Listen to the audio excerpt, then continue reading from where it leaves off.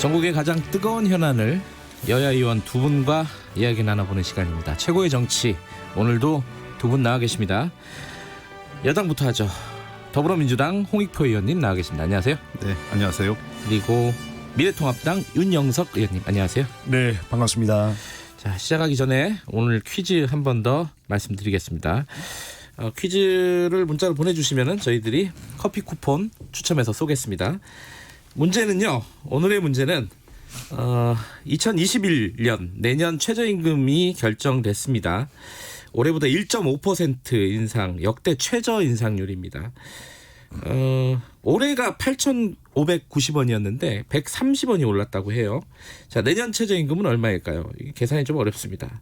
1번 8,920원, 2번 9,730원, 3번 8,720원. 올해가 8,590원입니다. 130원 오르면 얼마일까요? 자, 샵 9730으로 짧은 문자 50원, 긴 문자 100원입니다. 커피 쿠폰 추첨해서 보내드리도록 하겠습니다. 이거 왜 너무 낮은 거 아니에요, 홍 의원님? 이거? 네, 근데 워낙 시장에서 네. 코로나19 때문에 굉장히 시장 상황이 어렵고 마이너스 성장하는 그런 상황이기 때문에 시장, 특히 중소상공인과 자영업자들이 감내할 수 있는 수준을 찾다 보니 아주 어려운 선택을 한 것 같습니다. 윤 의원님은 어떻게 생각하세요? 애초에 문재인 대통령이 그러한 공약을 1만 원 공약을 내놓은 것이 좀 저는 무리가 있었다고 보고요. 애초에 경제 상황을 고려하지 않고 그러한 무리한 공약을 했다가 이제 공약도 못 지키고 결국 후퇴하는 그런 결과를 초래했는데 이러한 그 최저임금은 그야말로 법정 임금이기 때문에 최저 한도입니다. 최저 한도. 네. 그래서 그것이 어떤 평균이나 그런 게 아니고요. 그래서 최저 한도를 정해놓고 거기에서 이제 실질적인 어떤 임금이 시장에 따라서 이제 정해지는 거기 때문에 저는 뭐 일단 그 시장 상황을 반영한 그런 인상이라고 생각합니다. 최저임금 받는 사람 많아요, 근데. 그러니까 우리나라 지금 평균 임금이 예. 굉장히 낮습니다. 네. 그렇기 때문에 도리어 평균 임금이 최저임금을 약간 웃도는 수준이기 때문에 그러니까 되게 OECD 일반 우리가 흔히 선진국이라고 하는 나라들의 평균 임금이 최저임금 기준보다 근로자 평균 임금을 봤을 때 굉장히 낮게 형성돼 있고, 두 번째는 우리나라 한국 경제 특성상 자영업자 비율이 높기 때문에 외국보다 한 10% 이상 자영업자 비율이 높거든요. 그분들이 도시 그러니까 임금 근로자, 노동자, 흔히 그 회사에 다니는 근로자보다 훨씬 낮은 수준의 임금 수준이기 때문에 이런 문제들이 좀 한국 경제에 좀 중첩돼 있는 복잡한 문제입니다. 최저임금이 이제 전체 임금 근로자 한 4분의 1 정도 되는데 이제 그러한 최저임금 받는 그런 업종이 주로 이제 소상공인, 자영업자 이런 중소기업들 이런 게 많다 보니까 그런 쪽이 좀 가장 어려운 그런 좀 상황이지 않습니까? 그렇다 보니까 좀 그 불가피한 그런 측면이 있는 것 같습니다. 최저임금 얘기는 우리가 3부에서 조금 더 다루도록 할 테니까요. 오늘은 국회 얘기 좀 해보겠습니다. 자, 유튜브 라이브 열려 있고요. 실시간 방송 보실 수 있습니다. 문자 보내주시면 저희들이 방송에 반영하겠습니다. 샵 9730, 짧은 문자 50원, 긴 문자 100원입니다. 스마트폰 콩 이용하셔도 좋고요. 드디어 개원식을 오늘 하게 되는 거죠. 예, 48일 만이고, 이게 지금 국회가 다른 것들은 대충 협의가 이루어진 것 같은데 부의장하고 이 정보위원장 이건 어떻게 되는 거예요? 여당 입장이 정해졌죠 지금?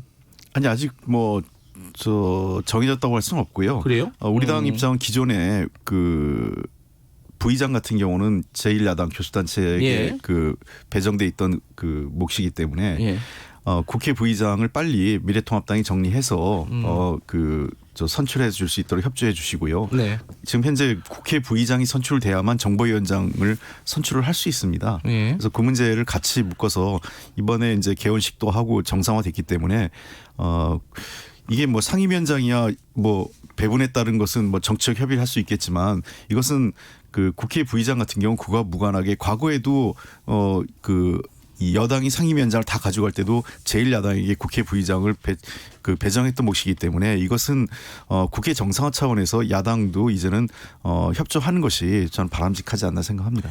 기사에는 정보위원장 민주당 단독 선출로 바닥에 잡혔다 이런 얘기들이 있던데 그거는 아직까지 명확하지 않은 건가요? 뭐 오늘 지금 예정은 돼 있는데 가급적 뭐 조금 더 상황을 봐야 될 것 같습니다. 현재는 준비는 하고 있습니다. 뭐 법적으로 국회법을 따져보니 그게 불가능하진 않는데 네. 마지막까지 아마 야당 측과 협의를 하지 않을까 생각됩니다. 국회 부의장까지 안 하시는 이유는 뭐예요? 결국은 이제 법사위원장 문제죠. 그러니까 87년 민주화 이후에 제1야당이 법사위원장을 하던 것을 다 이제 그런 원칙을 결국 민주당이 거대 여당의 그런 힘의 논리를 바탕으로 빼앗아갔기 때문에 네.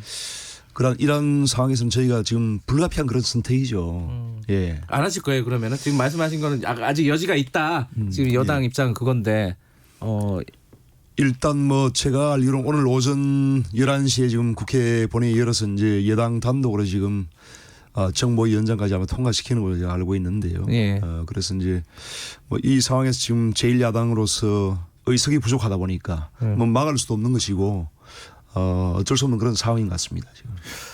이게 그 국회 부의장이나 뭐 여러 가지에서 우리가 잘 생각해야 될 게 여야 간에 어떤 우리가 협의해서 네. 그 정리하는 것도 중요하지만 그 자체가 일종의 국민에 대한 책임과 도리라고 저는 생각을 합니다. 그런 부분에 대해서도 좀 야당이 잘 고려해 주셨으면 좋겠다는 생각입니다.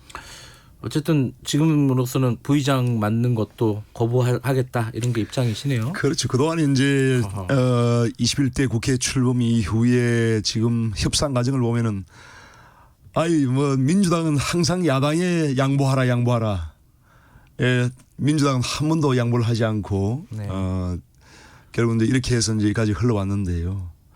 지금이라도 하여튼 뭐 정보위원장을까지 이제 가져간다면 어쩔 수 없는 것이고 지금부터라도 하여튼 저희들은 야당으로서 그런 책임을 다할 것이고 여당도 좀 이렇게 뭔가 협치가 이루어질 수 있도록 정말 좀 이렇게 해줬으면 좋겠어요. 근데 지금 아이러니한 게 네. 그 인사청문회가 있잖아요. 국정원장. 네.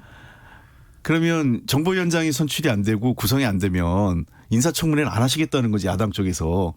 제가 알기에는 그 박지원 국정원장 후보를 딱 찍어서 꼭 낙마시키겠다. 뭐 내부에서 그런 얘기가 있는 걸로 알고 있는데. 아 그래요?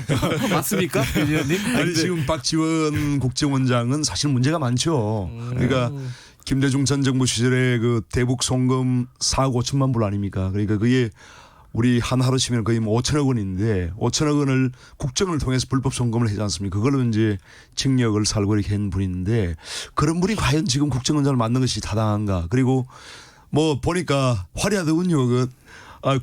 군 복무를 하면서 어떻게 당국대학을 다니고 졸업을 했는지. 네, 그런 논란의 여지가 있으니까 박지원 국정원장에 대한 사실관계 여기서 따지는 문제는 아니지만. 지금 말씀하신 거는 그럼 인사청문회 하자는 거잖아요. 예, 인사청문회를 하지 말자는 건지 하지 말자. 네. 그러면은 국정원장 시한이 지나면 자동 임명하게 돼 있거든요. 대통령이. 제가 보기에는 지금 그 오늘 오전에 지금 결국은 정보위원장이 선출되는 걸로 좀 가는 것 같고요. 네. 본회의에서 그래서 이제 되면은 뭐 정보위원회 지금 또 이렇게 구성을 해서 아마 그리고 원천적으로 하여튼 저희는 지금 박지원 국정원장 후보에 대해서는 좀 부정적인 그런 입장입니다. 네. 그래서 저는 그냥 뭐 굳이 우리 원내대표가 왜 정보위원장을 임명하려고 그럴까? 뭐 정보위원장 야당 부의장이 없는 것으로 해서 정보위원장 선출 안 하고 청문회 안 하면 되는데 이런 생각도 드는데 이건 뭐 저는 이제 그걸 청문회를 피하자는 게 아니라 해야 될 걸 하려면은 야당도 협조해야지. 그러니까 자신들이 원하는 게 있으면 뭐 자신들이 양보하고 희생하는 것도 같이 있어야 된다는 겁니다. 오늘 뭐 정보위원장은 뽑더라도 예. 부의장은 계속 공석으로 갈 가능성이 있겠네요. 그죠? 가능성이 뭐 그렇게 가능성이 높지 않나 생각합니다. 지금 뭐 저희 미래통합당이 3선 국회의원들도 전부 다 이제 상임위원장을 지금 안 맡는 걸로 했지 않습니까? 그러다 네. 보니까 4선 5선 그 다선 의원들도 지금 국회 부의장을 맡는 것에 대해서 상당히 좀 부정적인 그런 입장입니다. 솔직히. 자, 뭐 국회 지금 구성과 관련된 얘기는 여기까지 하고요.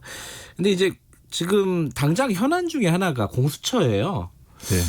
뭐 시일이 지났어요, 사실은. 7월 예. 15일이었는데 어제였군요. 어제 이제 시일도 지났는데 이게 지금 후보추천위원회 야당목 2명 있잖아요. 그것도 이제 안 하시는 건가요?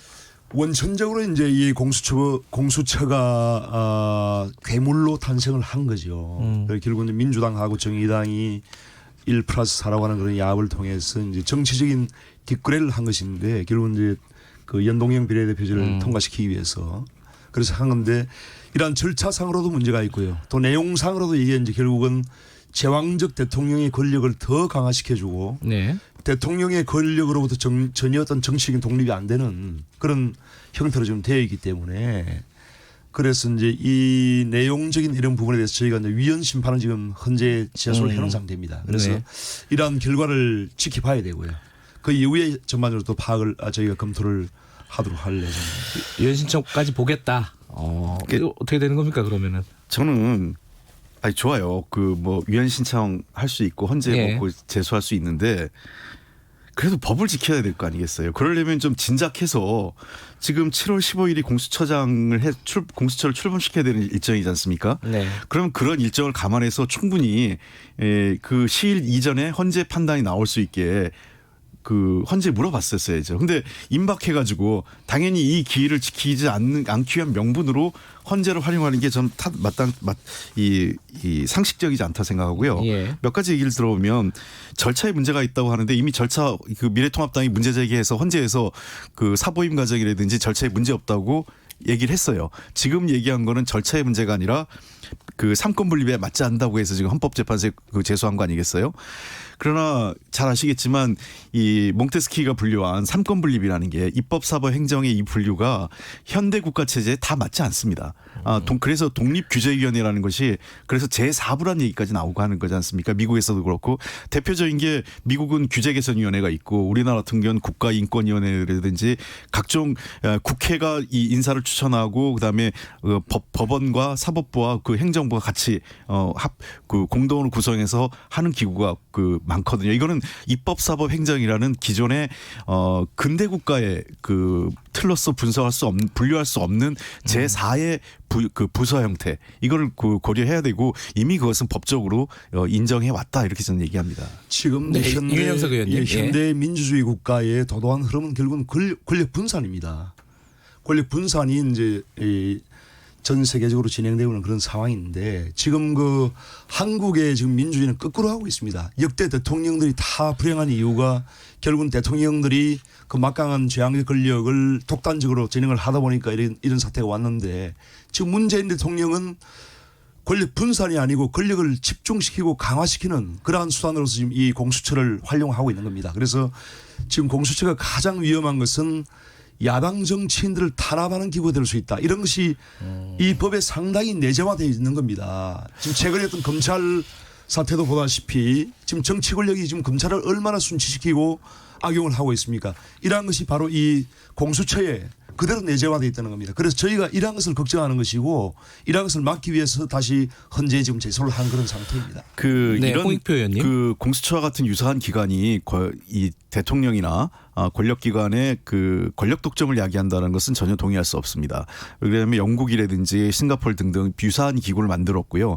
특히 이 공수처가 상식적으로 보면 야당보다는 대통령과 그 주변 일가 그리고 여당의 그 유력 정치인이 훨씬 더 타겟이 될 가능성이 높습니다. 그리고 이 공수처가 이 출범하게 된 가장 큰 배경은 검찰과 관련된 문제가 있어요. 잘 아시는 것처럼 검찰이 수사와 기소권을 독점하다 보니까 옛날에 우리 스폰서 검사라는 얘기 들었지 않습니까? 네.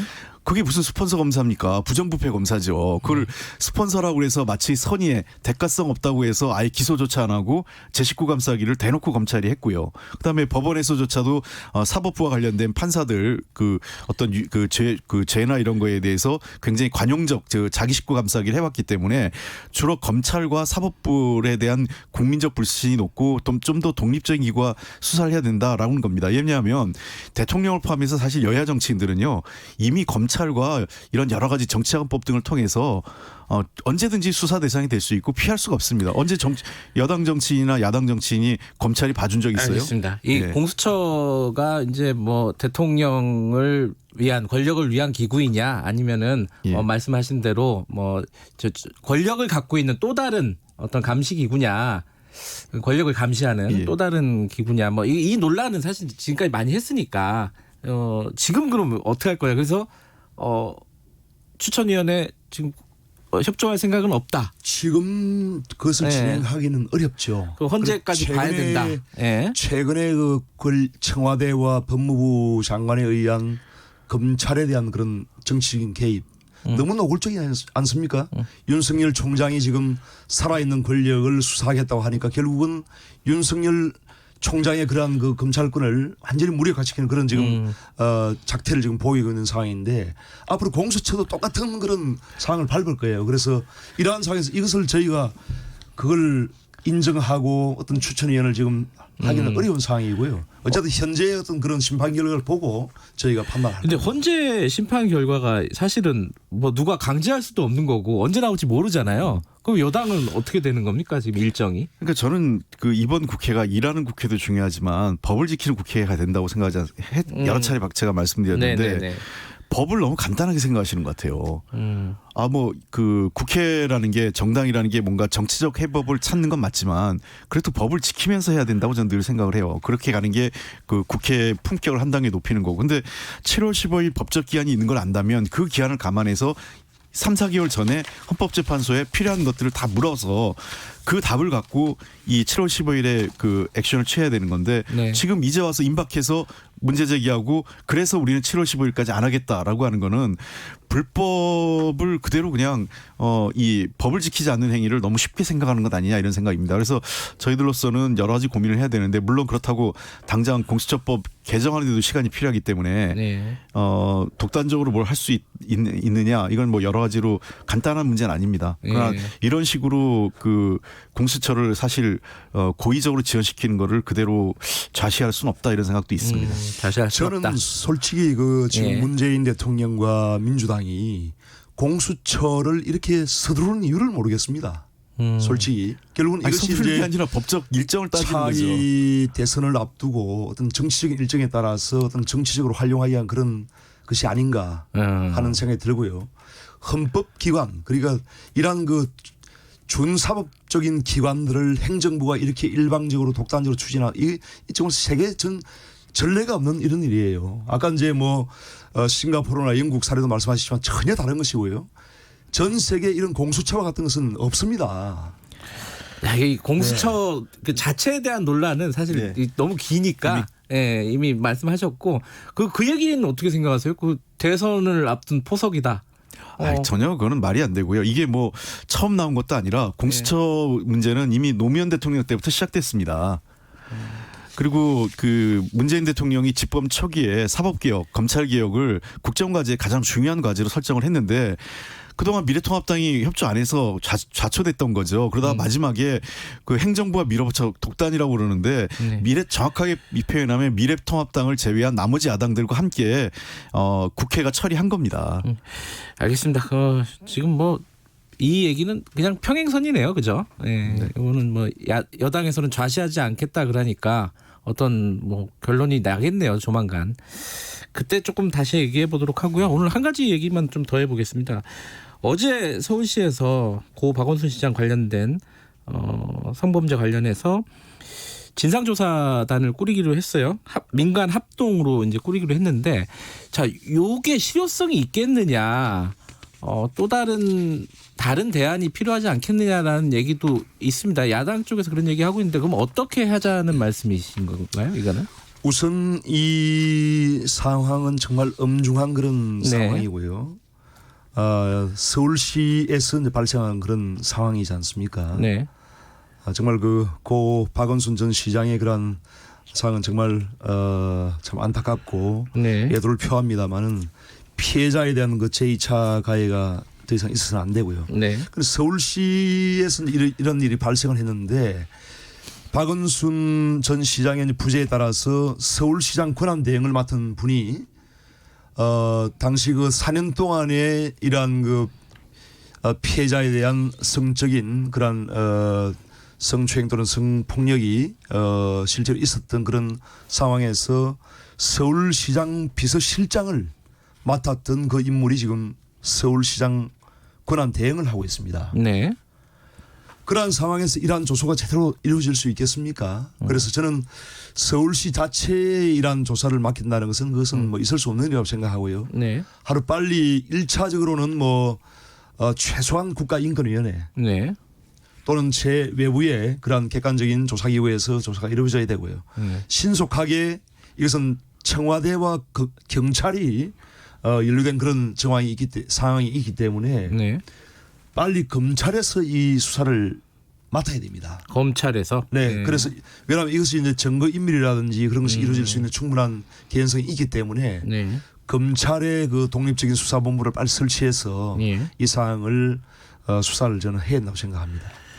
어떻게 보세요? 네, 우선은 박원순 시장이 이제 참으로 이제 불행한 일이 있었습니다. 네. 그에 대해서 안타깝게 생각을 하고 네. 아울러서 피해자분과 그다음에 서울 시민과 국민 여러분께 대단히 송구스럽습니다. 네. 어쨌든 우리 민주당 광역자치단체장이 계신 곳에서 이런 일이 지금 연이어 발생한 것에 대해서는 저희들이 차마 국민들께 드릴 말씀이 없습니다. 송구스럽게 생각을 하고요. 네. 우선 서울시 조사 말씀하셨는데 이게 지금 우선은 서울시 조사를 지켜봐야 된다고 생각하는 것은 피해자 측에서 요청한 것입니다. 그러니까 그 피해자 측의 김 변호사께서 인터뷰하셨을 때 네. 기자회견하셨을 때 서울시의 조사를 촉구한다고 그랬습니다. 네. 그렇기 때문에 일단 피해자 측의 뜻을 존중하고 만약에 저는 피해자 측에서 다른 방식을 요구한다면 또 고려할 수 있다고 생각을 합니다. 아, 그래요? 예. 그래서 피해자 측에서 우선 1차적으로 서울시에 요청을 한 거기 때문에 그리고 어제 그 서울시에서 발표한 걸 보면 자신들도 그런 문제가 있는 것을 인지하고 있기 때문에 네. 외부 여성단체나 그런 인권기관들을 포함한 민관 합동조사단을 구성하겠다라고 얘기했습니다. 그래서 네. 그 조사 기간은 좀 조사 내용을 좀 그 지켜보는 게 1순위고요. 네.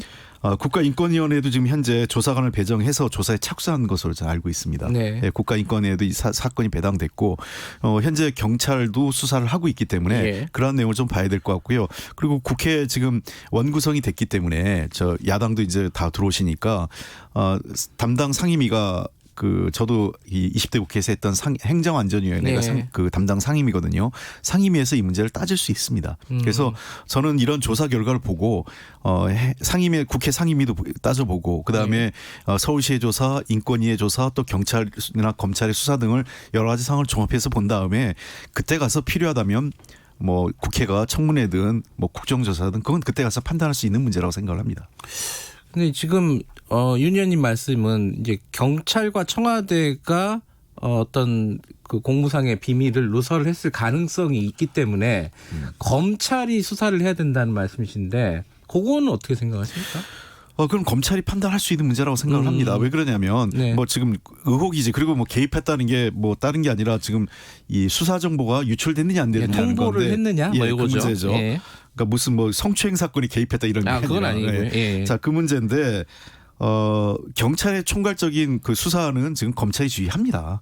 그래서 언제든지 검찰에서 판단해서 자기들이 그 수사를 해야겠다고 생각된다면 경찰의 수사가 미진하거나 또는 검찰이 개입해야 한다고 필요성 있다고 하면 검찰이 수사 지휘를 할 수 있기 때문에 네. 그 내용은 검찰의 판단에 맡겨두면 충분하지 않을까. 지금 정치권에서 자꾸 수사기관에 감나라 배나라 하는 것 자체가 더 그 적합치 않다고 생각합니다. 야당에서는 이거 특검 뭐 특임 검사 이런 얘기도 하고 있는 거 아니에요 지금? 그렇죠. 이제 이게 상당히 정치적인 그런 또 개입이 있을 수 있는 그런 부분이 크기 때문에 네. 결국 민주당이 지금 관련된 상황 아닙니까? 민주당 소속의 전 시장이 민주당이 관련된 건 아니라 네. 민주당 소속 그 광역자치단체장이 네. 청와대도 이제 관련돼 있는 상황이고요. 아니 아까 얘기하면 7월 8일 날 그 피해자가 고소장을 이제 서울경찰청에 제출을 하고 네.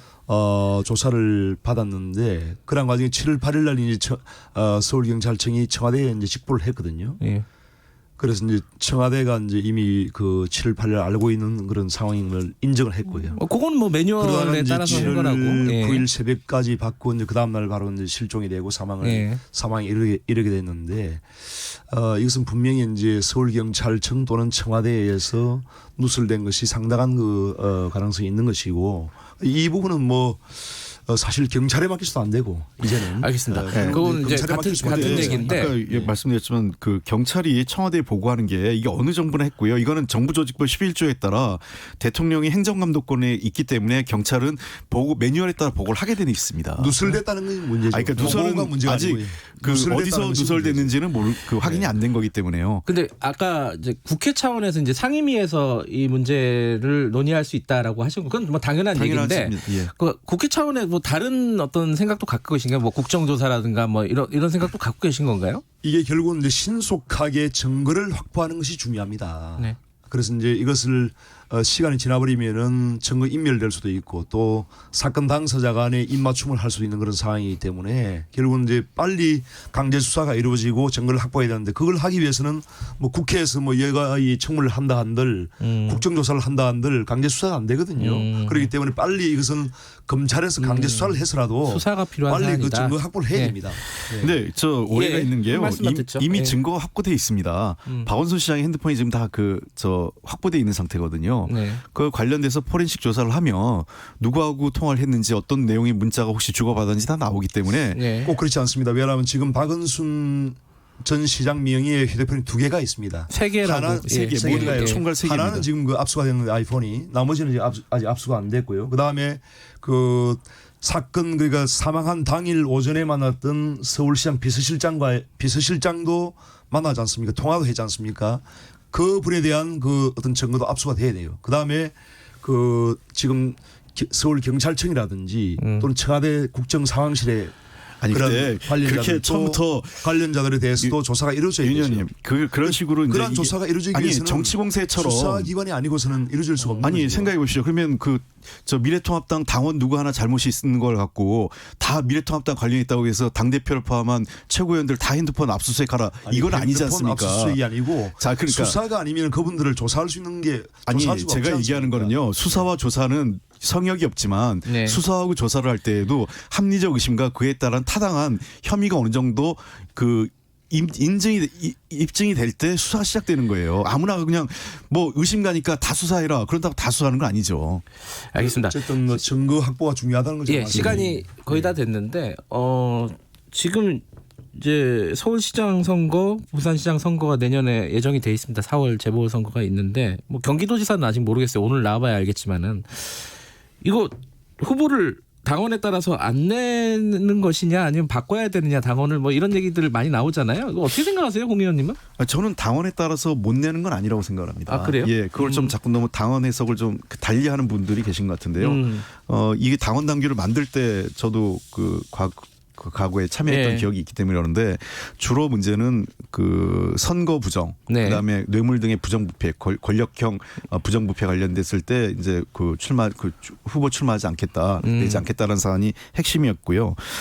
다만 이 문제에 대해서는 이제 좀 더 저희가 국민과 당원들의 의견을 들으면서 무겁게 판단할 생각입니다. 예, 어떻게 생각하세요, 야당에서는?